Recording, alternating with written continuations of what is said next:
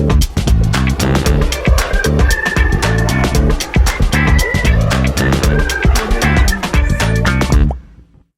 арман болатын анамды бірінші умраға жіберу. Қалай болсын, өзі болсын, жанында біреумен. Бірақ ол арман алам мен жоспарым жоқ қой. Оның орнына бірінші круизге алып бардым да. Бірақ кейін умраға мысалы биыл қыста барып келді. Бірақ Алла қабыл болсын ниеттеріңіз. Бірінші круизді көрсетіп берді. Таңғалып. Бірінші рет круизге шығып бара жатқанда мен өзім іштей бір бәле іздеп или бір ұнамайтын дүниелер болып қалады ау дегенге сонда моральдық тұрғыдан өзім дайындадым да.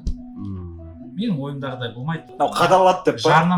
Маған жарнама жасағандай болмайды деген. Сонда сенбей жүр ғой. Кемеде жүріп сенбей жүр ғой сонда. Жоқ, кемеге дейін.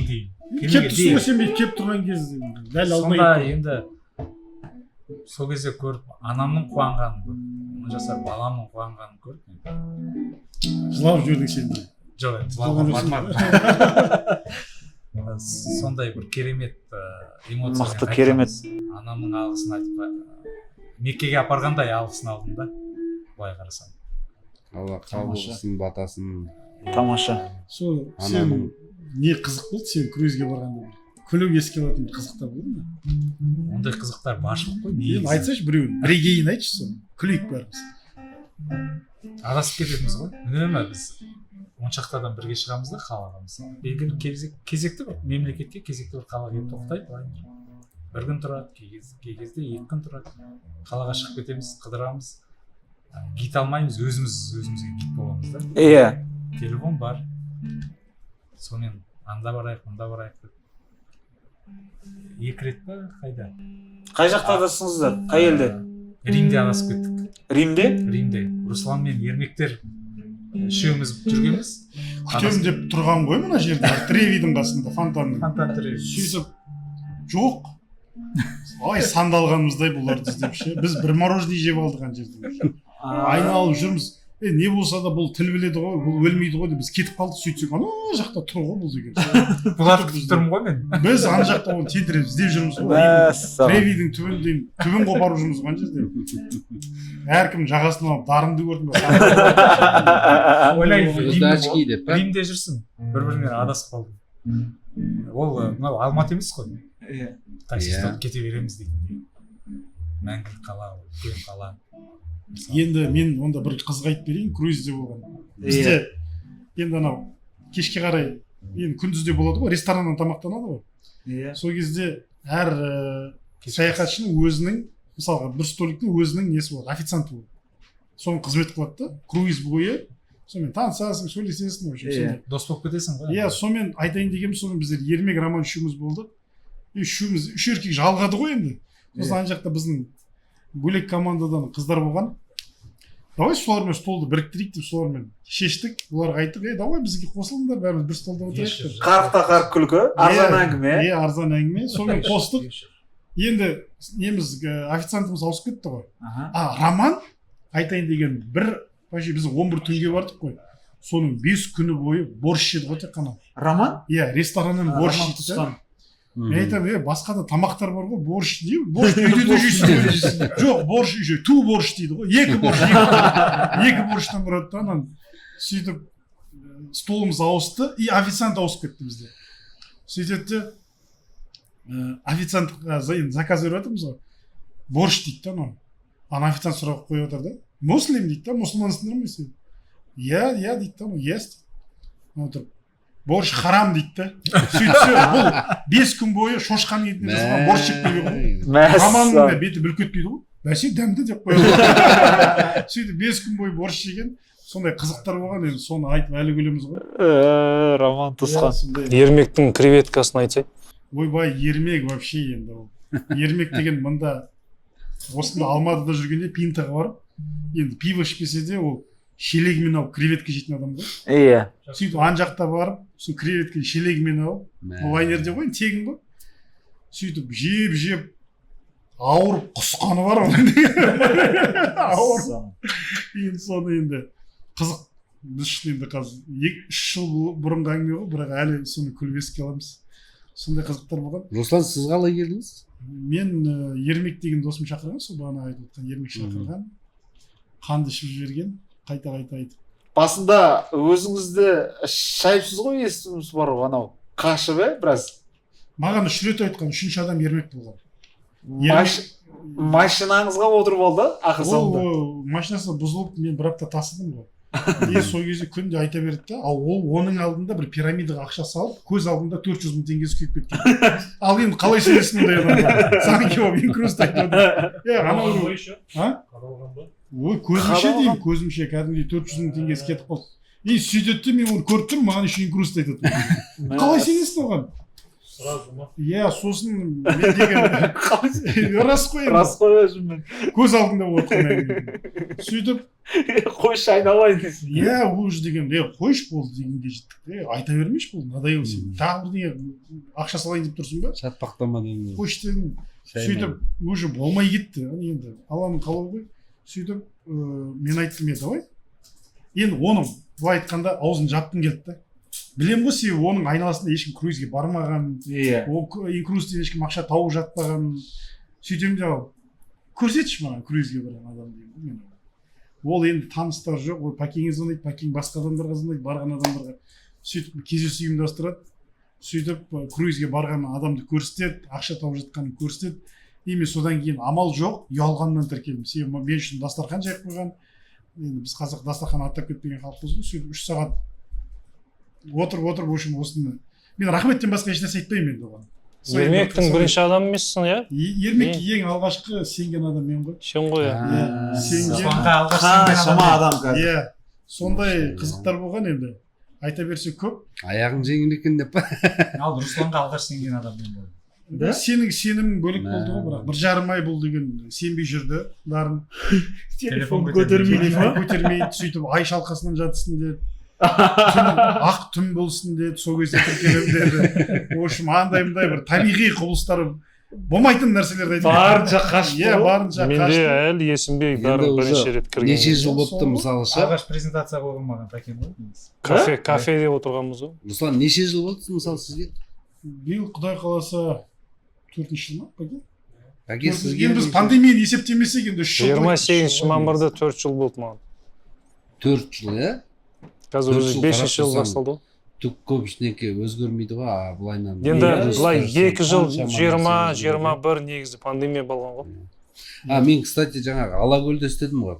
Алакөлде пансионатпен общем, сондай да жұмыс мына карантин кезінде Алмарасанға қазақ үйлерді алып қойып алып, о жақта адам күттік ана жерін.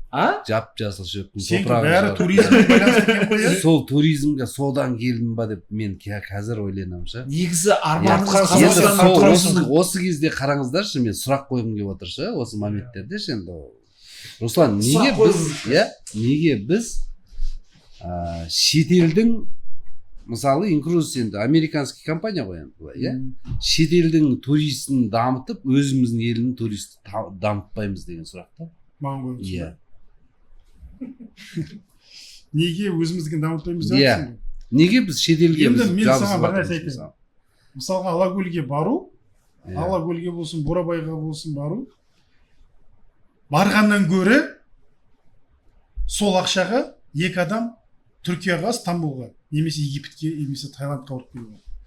Енді мен еліміз жамандамаймын әрине. Ол енді керісінше солай болуға тырысу керек деген әңгіме түю үшін айтылып жатырмын да. Сол сервисті біздегілер көрсете алмайды. Мысалға, мына Алакөлді қазір түріктерге беретін болса, олар инвестиция құятын болса, бүкіл мына СНГ-нің туристер бәрі бізге ағылатын еді. Ал біз енді соны дамыта алмай жатырмыз ғой. Ал соны, мысалы, сен сол салада жүрсің, сен инвесторлар тартып, соны жасасаң, мен барар едім. Мен шетелдегідей сервисті мына жерде көрмегеннен кейін, мен барғым келмейді. Өз елімде болса да. Маған лучше қазір турфирмаға 500 мың теңге беріп, 2 адам Египетке барып, дайвингке түсіп, керемет тамағын жеп, әлемдегі ең таза теңізге шомылып қайтқан мен үшін әлдеқайда тиімді. Денсаулығым үшін, иә, сервис. Бізде сервис не үшін болмайды білесіздер ма? Міне ептей алмайды. міне ептей алмайды емес. Қазақстанға мен енді 2 жыл болды істегеніме сол жерде. Ол жерде 20 күн болады сезон. Қай жерде 20 күн? Қазақстанда. Алакөлде ма? 20 күн? 20 күн негізі. Оғанға дейінгі әңгіменің бәрі әйтеуір дайындық ана мынау бүйтіп әйтеуір карман. Қазір басталып кетті ғой мысалы. Пик 20 күн. Пик 20 күн, иә, июльде. Болды. Басқа кезде болмайды. Енді мен сол үшін қазақ елінің жаңағы сол жерге қойып жатқан инвесторлар, өзіміздің елдің азаматтары соған салып жатқанын көріп мен қуандым да. 20 күндік нәрсеге қаншама Алакөлдің жан-жағында пансионаттарды қараңыздаршы, қаншама миллиардный, миллиондық пансионаттар. Ал Турциядағыдай бізде 9 ай болса, иә, 9 ай. Онда ана жерде бар ғой, вообще бүкілі дүние жүзінен номер 1 болады. Қазаққа бірдеме көрінбейді, көрінсе бар ғой, ол рад. Оған мен сенімдімін да. Бізде не позволяет жаңағы маусымымыз мына қысқа, өте қысқа. Уақыт мерзім қысқа. Шетелге барсақ, біз мысалы Турцияға барсақ, анда барсақ, ол жерде 9 ай. 9 ай болғаннан кейін, конечно, мен ақшамды салам. Жоқ, бізде мәселе тек қана сонда. жаз емес қой, бізде мысалға Жоқ, Алакөлді айтамын мен мысалы. Именно Алакөл, касацияда именно сол суға неге байланысты. Бурабайда бар жақсы пансионаттар, жақсы Риксис салды мысалы. Иә? Бірақ Риксис бәрінің қалтасы көтере бермейтін жер. Енді вот сол Иә, айтқым вот келіп сол отыр. мәселе. Иә, бәрінің қалтасы көтерілмейді Иә. содан кейін. Сондықтан Риксистің уровеньмен онда былай келтірсек болады, иә, салыстырмалы түрде. Алакөлдің әңгімесі шешілді. Иә, примерно түсіндік, иә, қалай не үшін, қалай бізде баға тең сапа деген жоқ. Иә. Баға тең сапа емес бізде. Өте Сен дұрыс. төлеген ақшаңа лайықты И қызмет соответствует көрсететін дейсің ғой. ала Иә. алмайсың. Енді қараңыз, мына нәрсе бар. Енді ойлайсың ғой, бәрібір шетелге барғаннан кейін біз құры келмейміз, әрқайсымыз бір нәрсе алып келеміз сол жақтан. Бір ой түйіндеп келеміз да, бір нәрсе. Елімізде не істесек болады? Елімізге қандай дүниені алып келсек болады? Ар жақтан. Әрине ол жерде өз қалтаңды ойлайсың бәрібір. Елімізге дегенде де, бірақ сол өз қалтаңды ойлап тұрып, бірақ өзіміздің елге түсетін нәрсені ойласақ деген әңгіме да. Сонда қазір салыстыратын болсақ, мысалы лайнермен қыдырып и Риксис екеуі бір уровеньде ғой, енді былай қарап тұрсақ, дұрыс па? Риксис пен лайнер, иә? Екеуі бір уровеньде ғой. То есть лайнер в любом случае өзінікін алады, иә? Лайнердегі, мен ойлаймын, лайнердегі сервис ол биіктеу деп ойлаймын негізі. Даже одан биік. Әрине. Жоғары, иә? Одан Жоғары ғой, одан жоғары ғой. Жоғары. И біз сол ақшаны Бурабайға төлеп, или Европаға барып бәленбай ақшамызбен либо Риксисқа жатып соны көрсек болады, либо әр мемлекетті аралап жүріп, жаңағы лайнерге тіркеліп, әр мемлекетті көрсек, ол лайнердегі бір нәрсені айтқым келеді да, қандай лайнер болмасын, қазір Риксис деп жатсың, Алакөл деп жатсың, қарапайым бөлмені жинаудың өзі бөлек. Қалай? Мысалға мен айтайын. Сен мысалға бөлмеде болдың ғой. Бір 10-15 минут киімді ауыстыруға кеттің ба, шықтың ба, сен бөлмені жинапсың. Сен кіресің, шығасың, бұл сен бөлмені жинапсың. Нәскиіңе дейін жинапсың. Мысалға кейде болады, сейфке ақшаны салға ұмытып кеттің.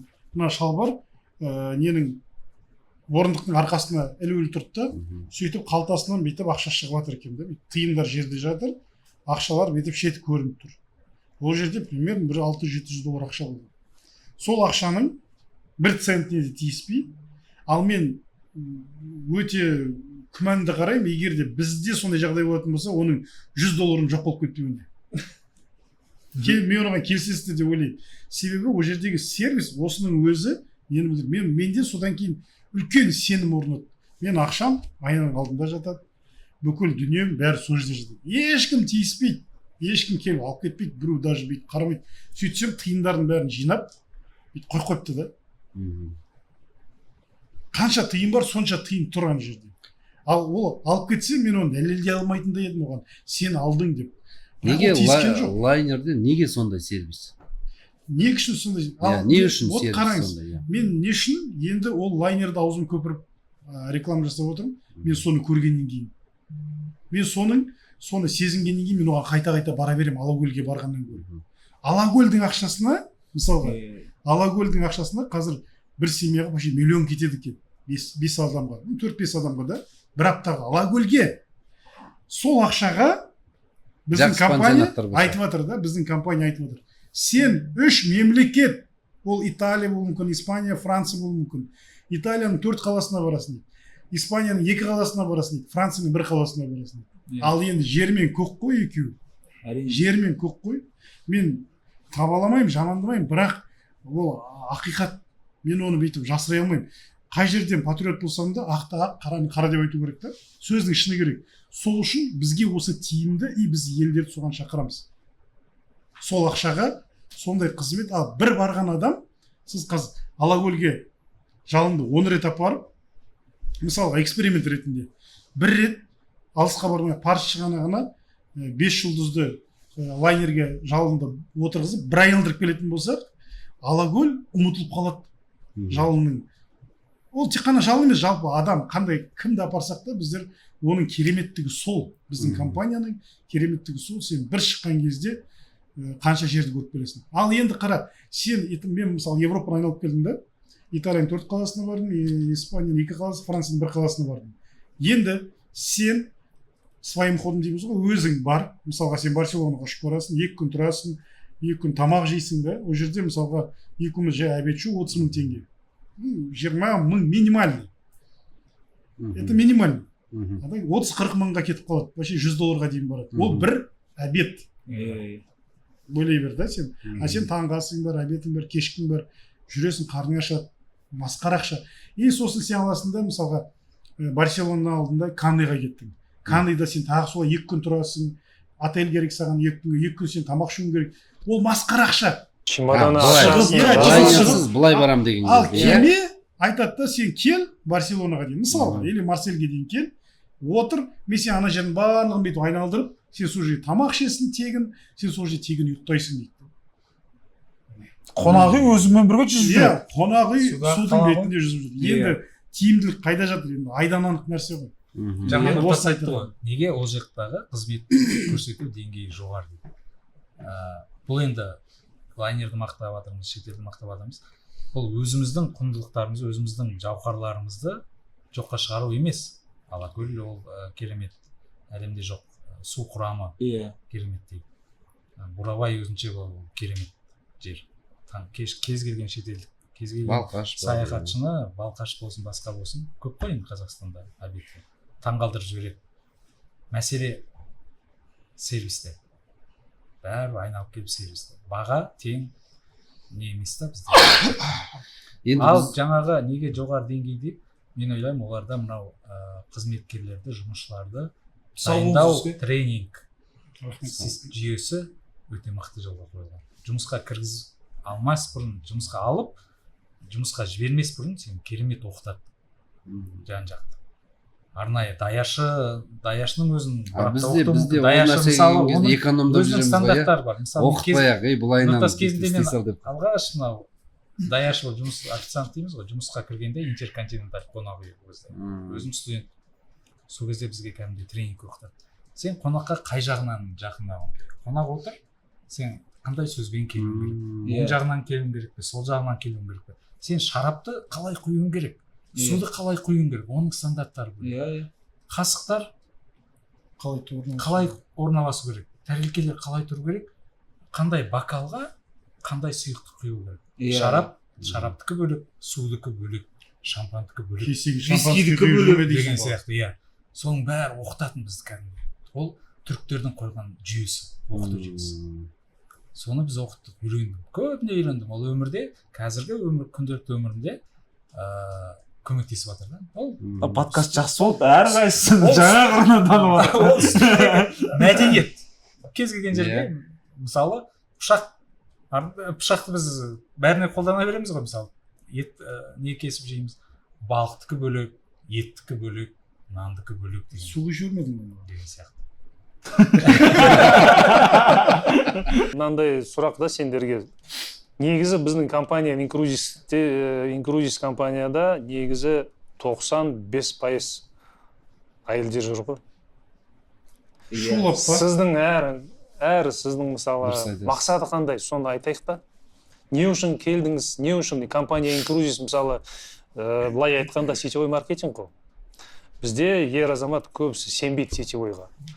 Сендер не үшін келдіңдер? Соны себебі айтыңызшы. Неғып жүрсіңдер? Иә, мен айтайын ба бастап Руслан басташы. иә мен айтайын мысалға мен осы Incruisesке дейін де қаңбас болған адам шетелге шыққан ұнайтын 2016 ой 15 жылы мен алғаш рет Гуанчжоуға барған кезде сол кезде Гуанчжоуды аралап жүріп ойлайтынмын да сен өйстіп қыдырып жүрсең саған сол үшін елдер ақша төлеп жатса деп ойлайтынмын ондай жұмыс жоқ шығар деп ойладым мен прикинь Сол кезде уже ой болған ба? иә сол кезде менде сондай ой болған мен былай айтқанда тілек қой дұға сигнал сол міне Запрос дейсің ғой. иә бұдан шығатын қорытынды не біздің ойымызға да абай болу керек екен да жақсы Иә. ойласақ жақсы нәрселер орын Иә, алады деп. Не ойласын, соны Иә. тартасың и дейсің ғой. сол ой мені осы Incruisesке алып келді мен негізі саяхатқа келген адаммын енді мен саяхатқа келдім саяхаттайын деп келген адам ғой екі круизім отменно болды бірінші Қазақстан красный зона деді ана пандемияға байланысты Иә, екіншісі вакцинаға байланысты Pfizer деді ол Қазақстанда жоқ екі қабаттармен подростктер ғана салды да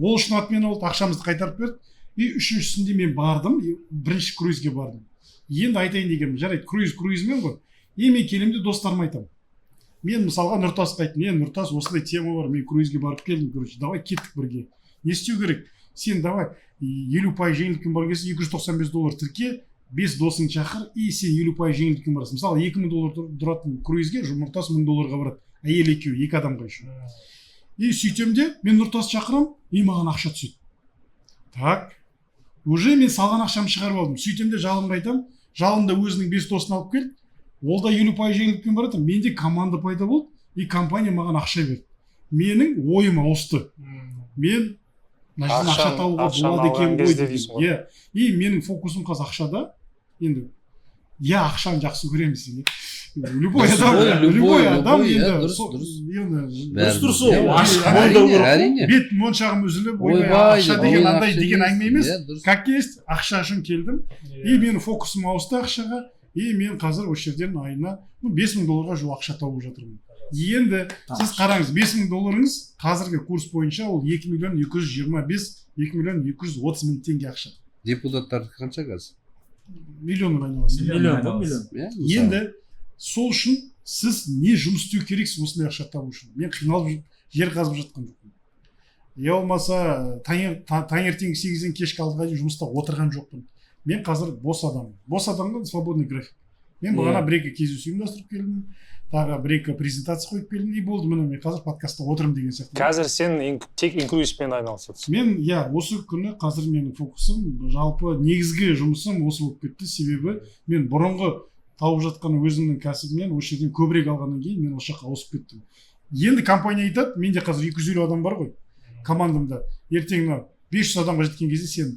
$10-15 ақша табасың деп жатыр да иә мен осыған талпынып жатырмын ал кім саяхат жақсы көрмейді еңбек деген баладан еңкейген шалға дейін саяхаттағысы келеді сондықтан бұл тема өлмейді біреулер айтуы мүмкін мына сіздердің жұмыстарың жауып қалады себебі бәрі кіріп жатыр олай емес қашан жер бетінен теңіз тартылып қалады жер құрғап кетеді сол кезде қашан адам бітеді сол кезде или адам біткен кезде иә бірақ тоқтамайды жалғасайын деп тұр ғой иә құдай қаласа осы Рахмет, баладан балаға тапсырылады деген Ал Нұртас сен